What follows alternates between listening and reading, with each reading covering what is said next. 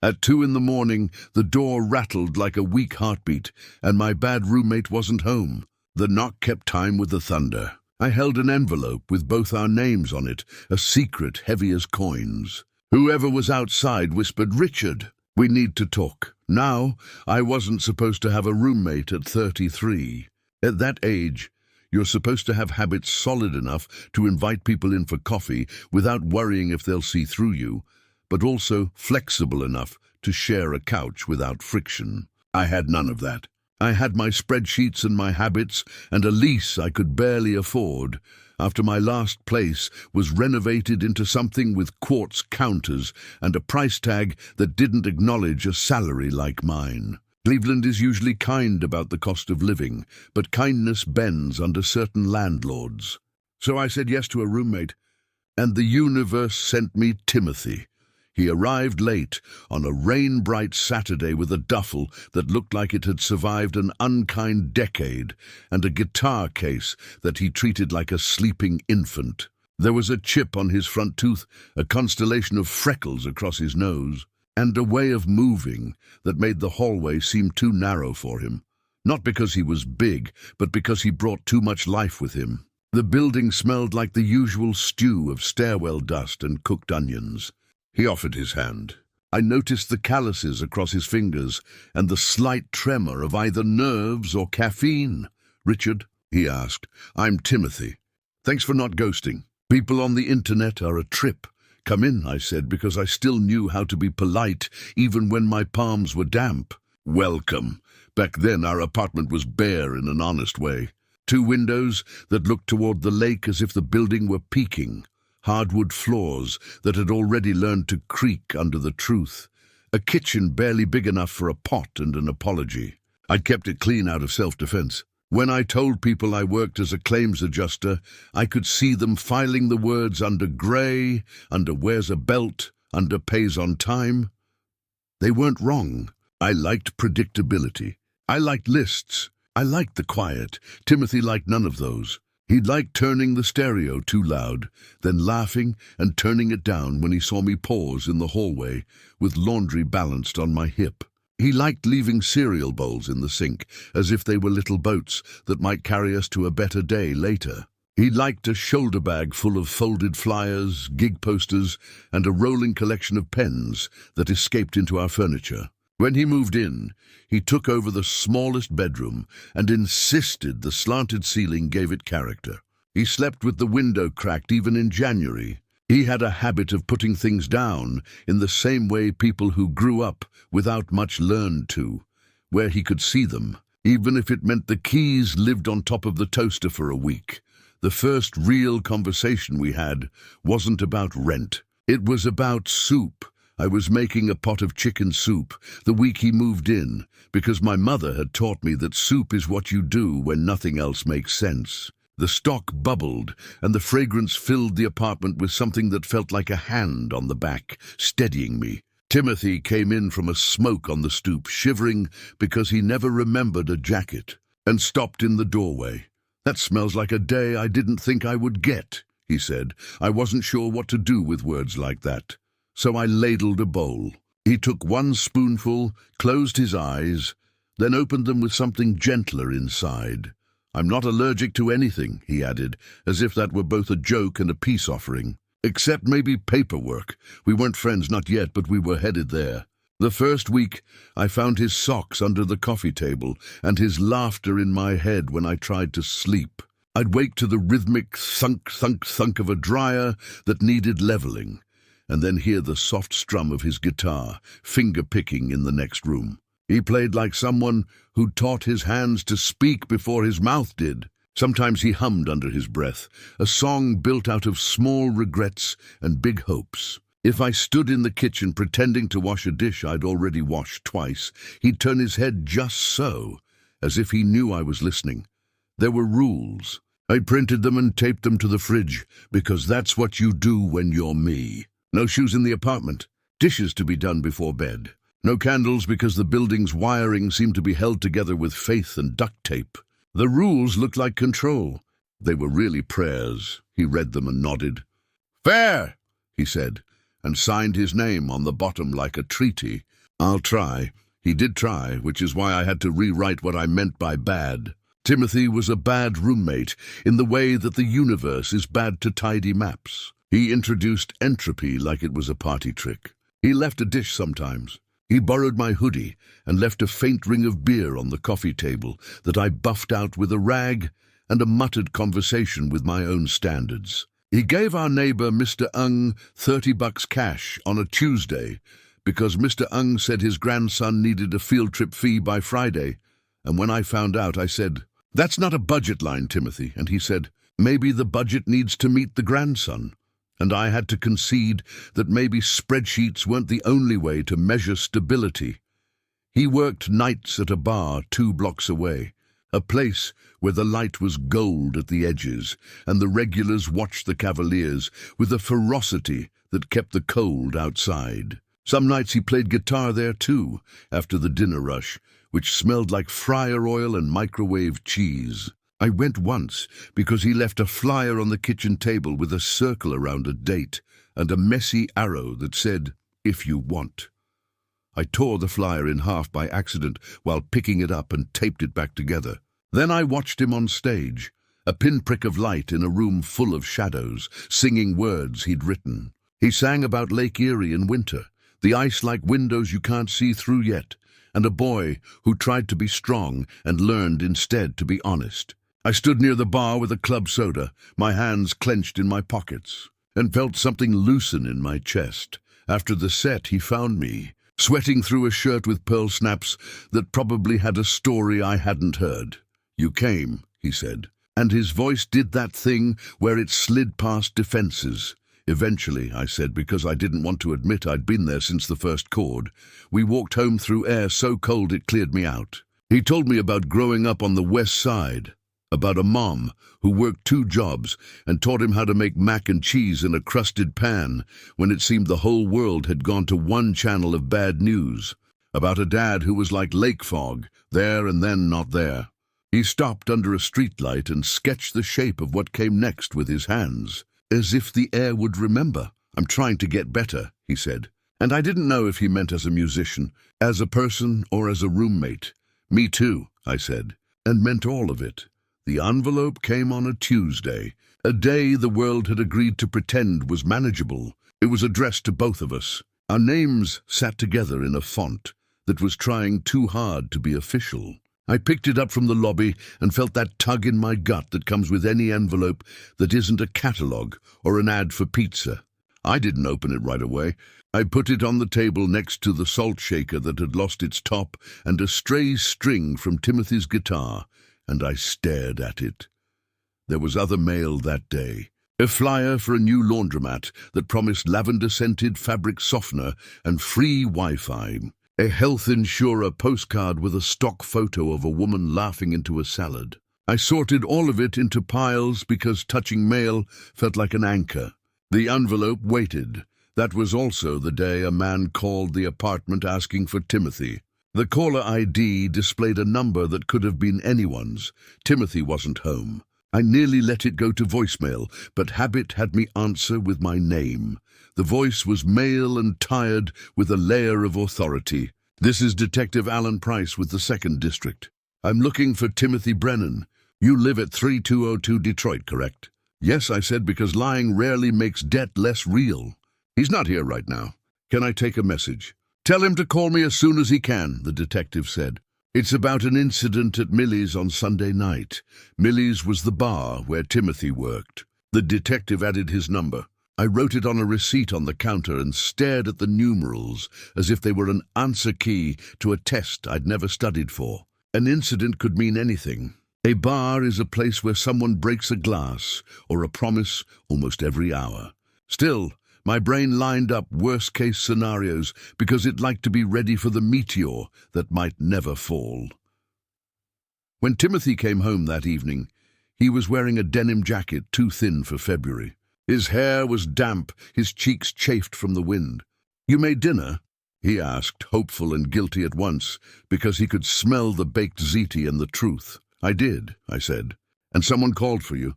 "Detective Price, from the 2nd District. He squeezed his eyes shut for a heartbeat, and the guy who joked and charmed and lived a little sideways became very still. "Okay," he said softly. "I'll call him. What happened?" "It's probably nothing," he said, the way people say it when they're trying to spare you. "There was a fight Sunday night after the game. You know how it gets. A guy shoved another guy. Another guy shoved back. I was working the door, trying to keep it from spilling into the street. I guess someone knows someone and thinks it's something more. I didn't know enough to ask better questions. We ate. He made a construction site out of his garlic breadcrumbs. He washed the dishes without me reminding him. He called the detective from the hallway because he thought the kitchen was a bad place for certain conversations. He came back with his mouth set like mine gets on the phone with a client who doesn't want to hear no. "He wants me to come in," he said. "Tomorrow morning." "Person of interest," which sounds like a person who got caught looking. "Do you need me to go with you?" I asked before I could stop myself. The question felt like a rope thrown across a river.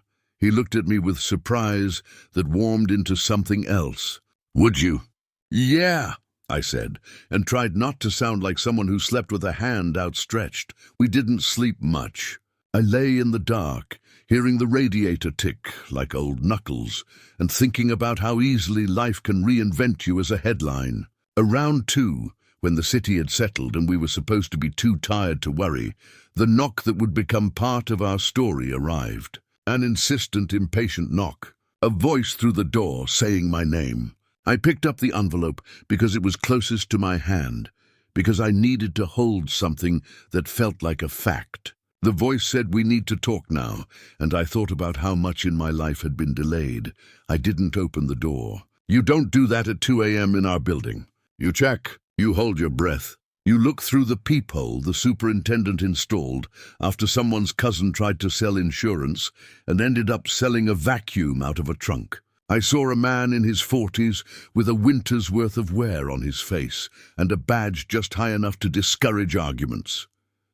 Detective Price. I asked through the door. "Yes, sir. I'm sorry to come by so late." "Is Timothy here?" "He's asleep," I lied, because I realized I didn't know where exactly Timothy was. He could have been in his room, earbuds in, or on the roof watching the clouds lift. He could have been anywhere. My care and my fear got into a staring contest. "We tried calling," the detective said. "It's urgent." "What is it?" He hesitated. "We've got a witness who says he saw Timothy's car near the back alley at Millie's around closing. We want to clear up the timeline. Also, a kid got hurt. Not bad, stitches. We need to talk to your roommate." "My roommate doesn't have a car," I said. The words came out more protectively than intended, like I'd stepped between him and a colder day. "He sold it last summer. He's been walking everywhere." The detective shifted his weight. "Okay, we'll check that out. Ask him to call me."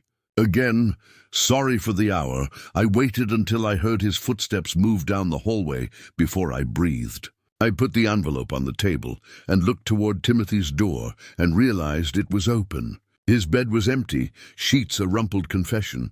I didn't know whether to call him or to sit down and wait for noise. I did both. My text bubble sat there, a pale thing on a lit-up screen. "You okay?"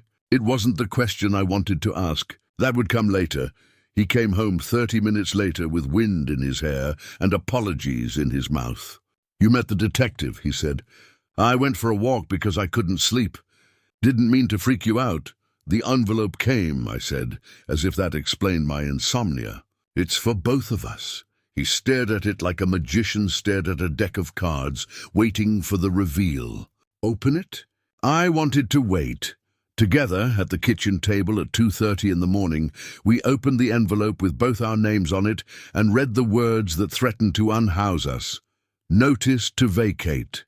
The building had been sold to a development company with a logo that looked like a smile if you squinted.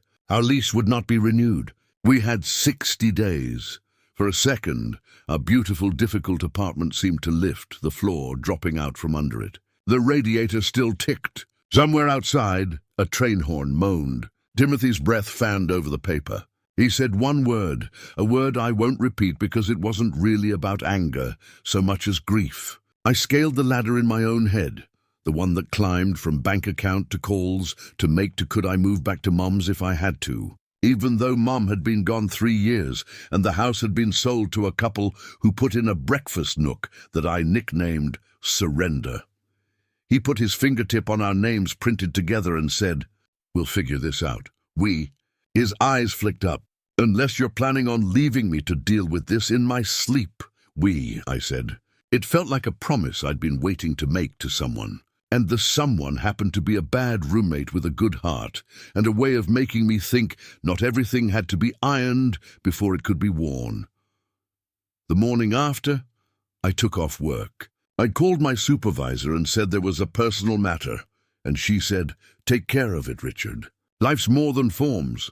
I called the number on the notice and got an automated voice that did not care about soup or songs or the way the afternoon light crawled across our floor. Timothy took the bus to the police station with me sitting beside him, our knees almost touching and our hands not brave enough to do what they wanted. Detective Price's office was too warm and smelled faintly of coffee poured at 6 a.m. and left to think about its choices. He asked Timothy where he'd been Sunday night. Timothy said he'd been at work. The detective asked who'd taken cash from the till, because someone had, and the drawer had come up $50 short. Timothy's spine straightened, as if he were confessing to a posture coach. He said he didn't know. He'd been checking IDs at the door. He hadn't left his post, not more than a minute, except to walk a drunk guy to his Uber and make sure the driver was sober enough to ferry one body and whatever hope was left in it. "Any reason someone would want to put you near the back alley?" the detective asked, tapping his pen. Timothy's jaw worked. "My friend Sal smokes back there. He's been trying to quit for 2 years. He thinks if he hides it from himself, he'll stop." I went back there for like 30 seconds to tell him a joke about the Browns. "Detective, I didn't take anything. The cash drawer is a joke on a good night. The till's like a colander." The detective's gaze slid to me. "And you are?" "His roommate," I said, and meant also witness to who this man is when no one is applauding, and how he always gives the better half of the banana if we're sharing, and how he calls his aunt on Sundays. The detective nodded. "Wrote something down. We're just trying to get all the stories straight. The owner is pressing charges for now. Don't leave town. We don't have anywhere to go," Timothy said, with a humor that wasn't. We walked home in a silence that let the city be loud. The lake was a strip of steel between buildings. Our breath looked like we had something to say. At the light on West 65th, he said, "You didn't have to come with me." "I know," I said, "but I wanted to." "Why do you do that?" he asked, half smiling. "Show up." "No one ever showed up for me until someone did," I said, and heard my mother's voice asking me to carry the laundry basket so she wouldn't trip on the stairs, and the time my boss said, "I know this is hard, but it's not always going to be," and the friend who drove me to a cousin's wedding out in Palma because my car was making a noise like anxiety. We made a plan because that's what you do when everything wobbles. You give it legs. We would look at listings. We would talk to the tenants' union.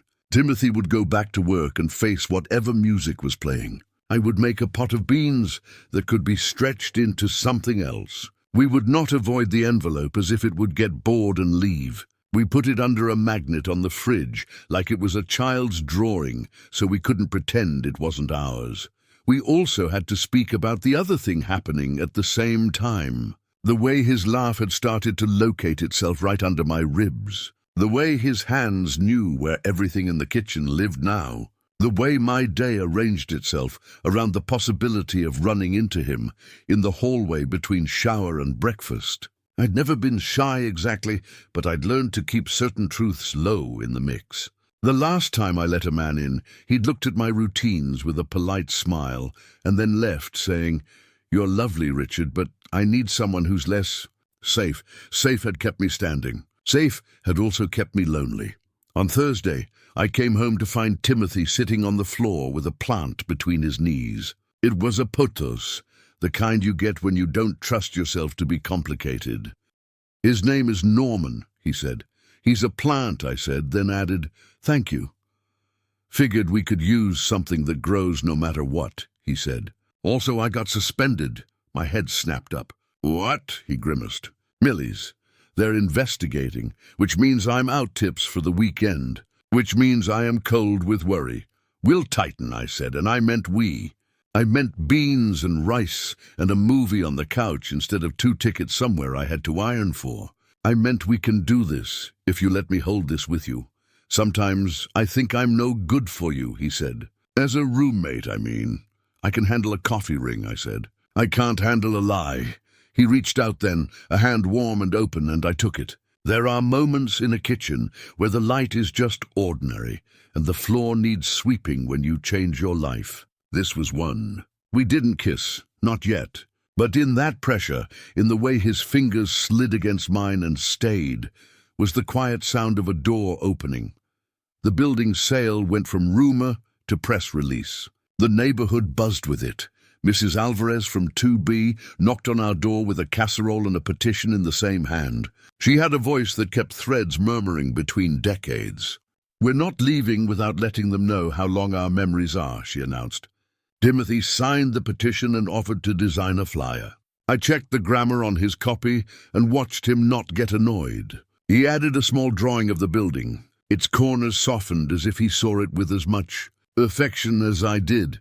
Detective Price called again and said, someone had come forward and admitted to taking the 50, an employee who needed to buy her kid's asthma inhaler. The owner had decided not to press charges against anyone else. There was no apology. There rarely is. The relief was real, like warmth after snow. Timothy let out a sound like a tire going over a nail and then patched itself. So I get to keep my job, he said, and I nodded. He hugged me in the hallway, one of those full, honest hugs that didn't leave room for interpretation. He smelled like laundry soap and wind. That night, we went to the tenants' meeting in the basement of the church that still held bake sales, where everything tasted like someone remembered to write your name on a recipe card.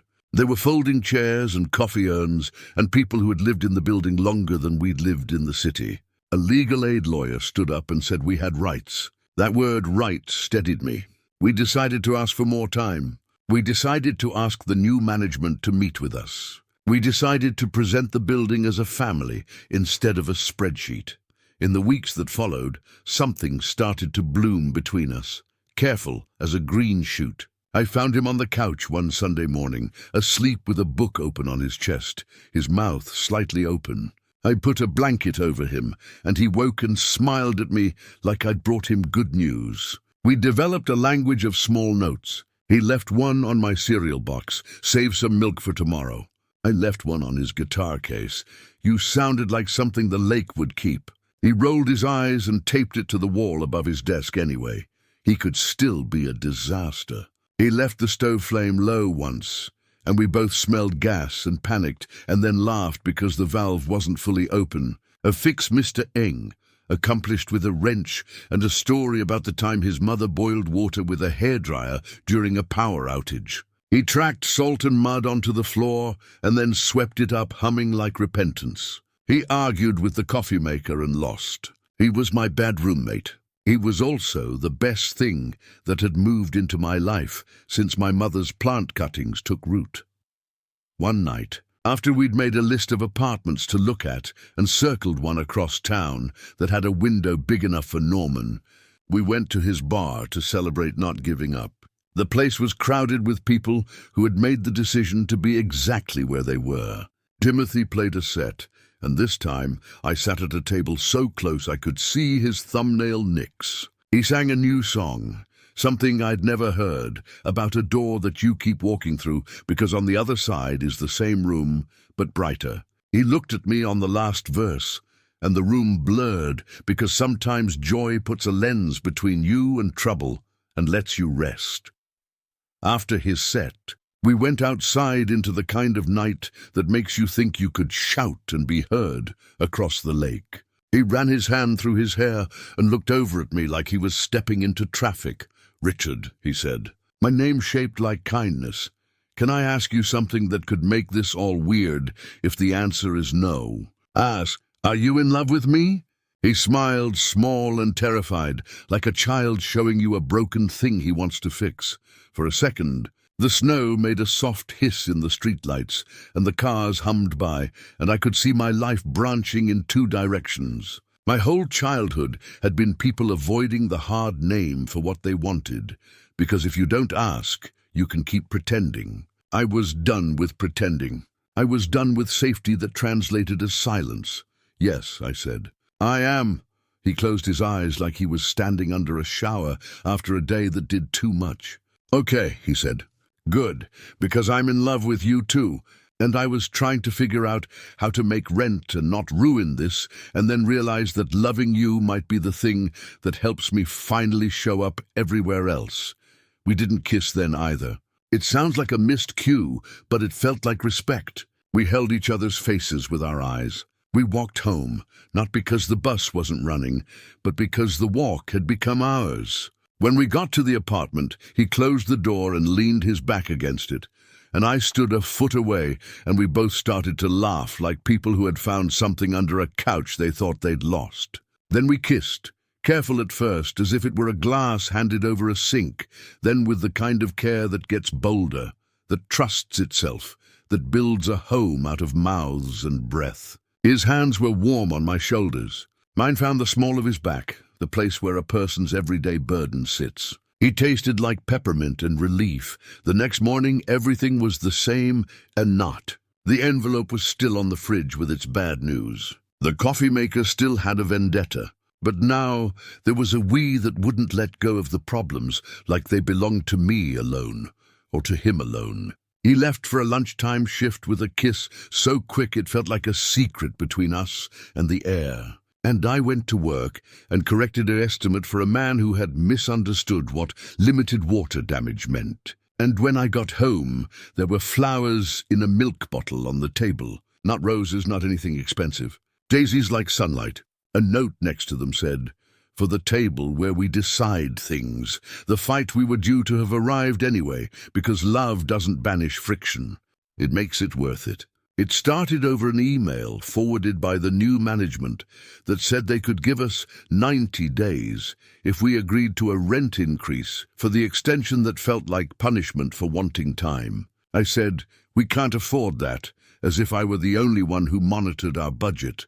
He said, "I can pick up more shifts," as if time were elastic for him alone. "You're already stretched," I said. "Then maybe you shouldn't be so cautious," he snapped, pointing toward the envelope like it were me. "You act like there's one right way to do everything, and then you get angry when the world doesn't want to be in your spreadsheet." "That's not fair," I said. "I'm trying to keep us on our feet, and I'm trying to keep us from being afraid of falling," he said, and his voice broke on the last word. "You don't like bad roommates, Richard? Then help me become a better one." He left, slamming the door in a way that was more about sound than anger. I sat down at the table and put my head in my hands and listened to the apartment breathe. I thought about my mother who would say, "Love is maintenance, not magic." I thought about the detective at 2 a.m, about coffee in a too-warm office, about Mrs. Alvarez's petition. I thought about the word we and how easy it is to puncture it with I. He came back 2 hours later with his hands up in surrender. "I'm sorry," he said without preamble. "I don't want to fight like that ever again." I needed to move my body. I walked to the water and back. It was cold in a way that tells you what you can survive. I nodded. "I'm sorry too," I said. "I make plans so I don't have to worry. It doesn't mean I don't trust you." "I know," he said. "Let's ask for 60 days at the current rent," I said. "Let's explain why. Let's tell them who lives here. We'll write a letter," he said. "We'll tell them about Mr. Eng and Mrs. Alvarez and Norman.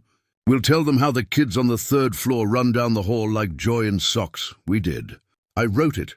He added the drawing of the building. We printed 3 copies and slid one under the office door and mailed one certified and kept one on the fridge. The next week, management said yes. I'd like to tell you it was because our letter was perfect. Because sometimes I want the world to respond to sentences, but it was probably because there was a meeting where numbers met numbers and realized they could be decent without bleeding. Still, the yes meant we could breathe to the end of spring, The day we started apartment hunting felt like playing a game that refused to tell you the rules. We saw a place that smelled like last tenant's heartbreak. We saw a place with a view of a wall so close you could count the bricks that had names of past arguments written on them. We saw a place that fit, finally, with a dining nook where a small table could sit and host dinners and budgets and birthday candles. The windows were old but clean. The landlord met us with hands that looked like he fixed things himself. "You two together?" he asked, and my body tensed for the old familiar meet and you decide moment. "Yes," Timothy said, beaming as if he'd been waiting all morning for the chance to say it. "We are." "Good," the landlord said. "My wife and I will be downstairs if you ever need to borrow sugar or a plunger." He paused. "Or advice." We moved in May. The Cleveland spring had finally remembered how to be lush. The day we carried the last box into the new living room, we stood among the towers of our life. Timothy put Norman on the windowsill and said, "This feels like we did something right." "We did," I said. "We kept showing up. The old apartment gave us a send-off. Mrs. Alvarez hugged us so tight I felt my bones agree to try longer. Mr. Ung slipped a new wrench into my hand and said, 'For when the sink remembers, it's old,' which was both blessing and prophecy. I went back alone one last time to check the stove and the windows, and to look at the dent in the hallway, where the couch had whispered its profanity as it rounded the corner. I stood in the silence of rooms that had held our first January and our last, our worry and our laughter, and that strange envelope and the midnight knock. I said thank you. I'm not sure who I was saying it to, but I meant it. In the new place, we learned each other in different light. Timothy organized his drawer for the first time since middle school, according to him. I stopped writing my name on my leftovers because he asked if sharing could be assumed. We kept our first fight on the list of things not to repeat. If you're scared, say you're scared. If you're angry, say you're hurt.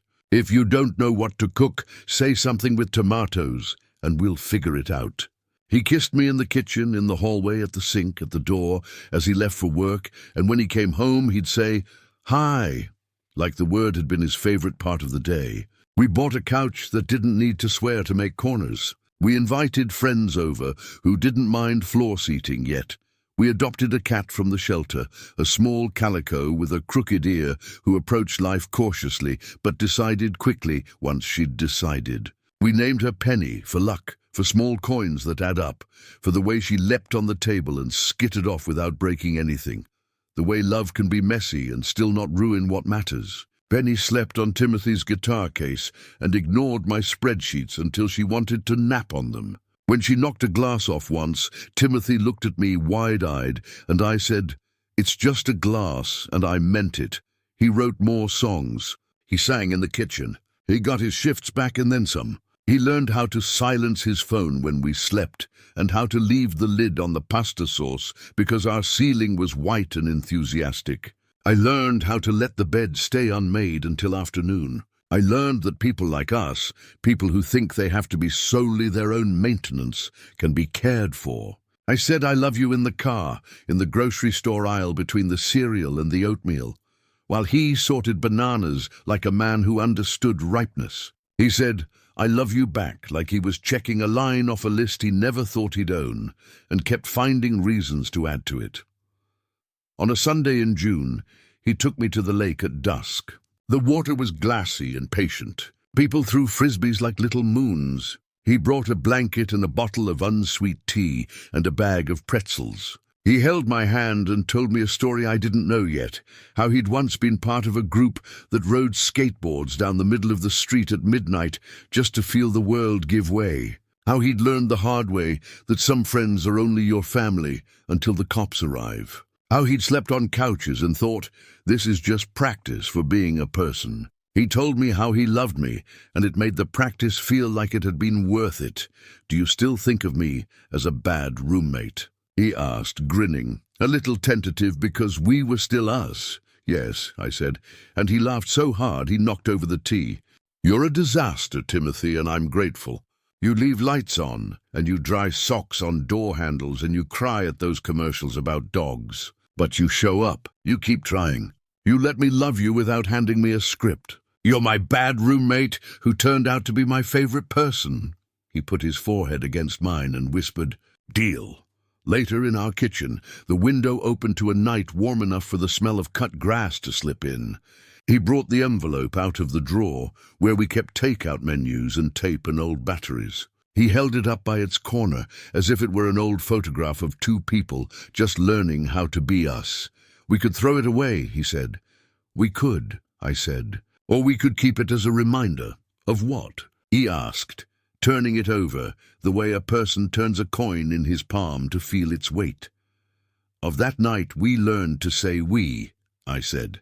"Of the midnight knock and the way you came home anyway. Of how maybe sometimes the bad thing arrives and carries the good thing on its back." He put the envelope back gently. We turned off the lights. We let the apartment settle.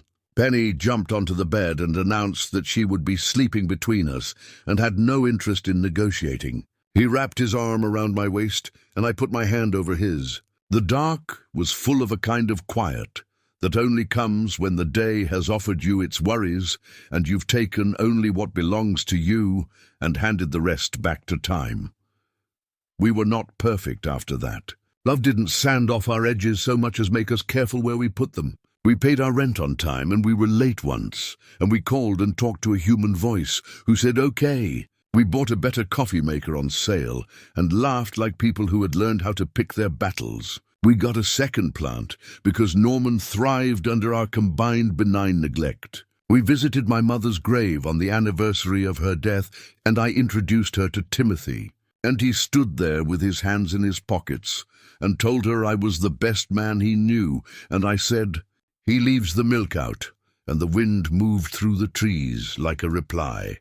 On the anniversary of the midnight knock, not that we kept it like a holiday, but because the body tells time in its bones, we were up late, stringing lights for a small party in the backyard of our building, because Mr. and Mrs. Anders downstairs were celebrating 50 years married and asked if young people still knew how to hang lights safely. Timothy got on a ladder and I held it, a cliché we wanted anyway. He reached up with one arm, and his shirt rode up, and I saw the scar above his hip from a childhood bike accident and wanted to kiss it like a blessing. He looked down at me and grinned upside down. "You ever think you'd get here?" he asked. "Not like this," I said. "Not with you." He climbed down and kissed me, and the lights came on and our little world glowed. I have a theory about suspense and love now. Suspense is what lives in the space between what you fear and what you can't stop hoping for. Love is the courage to live in that space, to wait with the envelope on the table, to answer the knock even when your heart is busy imagining headlines. I'm in love with my bad roommate, who leaves cups in odd places and kindness in ordinary hours, who writes songs about the way a day can bend and then bend back, who thinks to buy a plant when everything else is falling apart. We are people who worry. We are people who laugh. We are people who walk to the lake and come home with our shoes wet and our conversation longer than the shoreline. There is a photograph on our fridge now.